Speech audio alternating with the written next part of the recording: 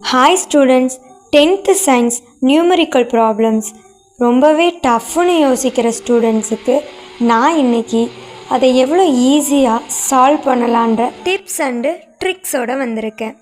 First trick, unit பார்த்த உடனே formula ஈஸியாக ஞாபகம் வந்துடும். ஃபார்முலாவை நினச்சி பயப்பட வேண்டாம்.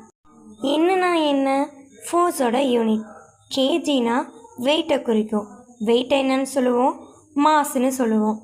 m/s ஸ்கொயர்னா அசிலரேஷனோட unit.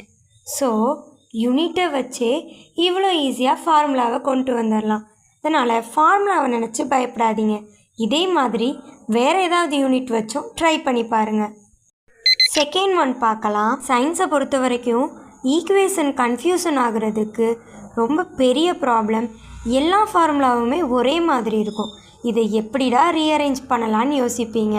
அதுக்கு ரொம்பவே யூஸ்ஃபுல்லான ட்ரிக் தான் இந்த ட்ரையாங்கிள் ட்ரிக். ஸ்பீடை நீங்கள் மறைச்சிங்கன்னா உங்களுக்கு d/t கிடைக்கும். டிஸ்டன்ஸை மறைச்சிங்கன்னா ஸ்பீட் இன்ட்டு டைம் கிடைக்கும். அதே நீங்கள் டைமை மறைச்சிங்கன்னா டிஸ்டன்ஸ் பை ஸ்பீடு கிடைக்கும்.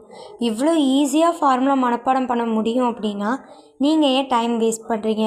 இப்போவே நியூமரிக்கல் ப்ராப்ளம்ஸ் எடுத்து பாருங்கள். மூணாவது ட்ரிக் என்னென்னா, சப்ஸ்டியூட் பண்ணணும், சிம்பிளிஃபை பண்ணணும், யூனிட்ஸை கன்வெர்ட் பண்ணணும்.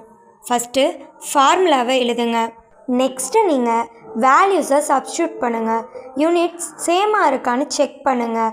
சென்டிமீட்டராக இருந்தால் மீட்டராக சேஞ்ச் பண்ணுங்கள். கிராமாக இருந்தால் கிலோகிராமாக சேஞ்ச் பண்ணுங்கள். நமக்கு தேவை பெரிய யூனிட் தான். ஸோ ஸ்மால் யூனிட்லேருந்து பிக் யூனிட்டாக சேஞ்ச் பண்ணுங்கள். ஃபைனலாக கால்குலேட் பண்ணுங்கள். ஃபோர்த்து ட்ரிக் என்ன அப்படின்னா, செக் ரூல். பிக் வேல்யூ கொடுத்து ஸ்மால் வேல்யூ கொடுத்தா நம்மளோட ஆன்சர் நமக்கு மீடியம் வேல்யூ தான் கிடைக்கும். ஒருவேளை நீங்கள் பெரிய வேல்யூவையும் சின்ன வேல்யூவையும் மல்டிபிள் பண்ணும்போது உங்களுக்கு பெரிய நம்பர் வந்துச்சுன்னா அந்த value false value. Students, numerical problem tough இல்லை. இந்த ட்ரிக்கை யூஸ் பண்ணி பாருங்கள், ரொம்பவே சிம்பிளாக இருக்கும். நெக்ஸ்ட்டு உங்களுக்கு இதே மாதிரி என்ன டாபிக் வேணும்னு சொல்லி மறக்காமல் கமெண்ட் பண்ணுங்கள். அது வரைக்கும் சப்ஸ்கிரைப் பண்ணிவிட்டு சப்போர்ட் பண்ணுங்கள்.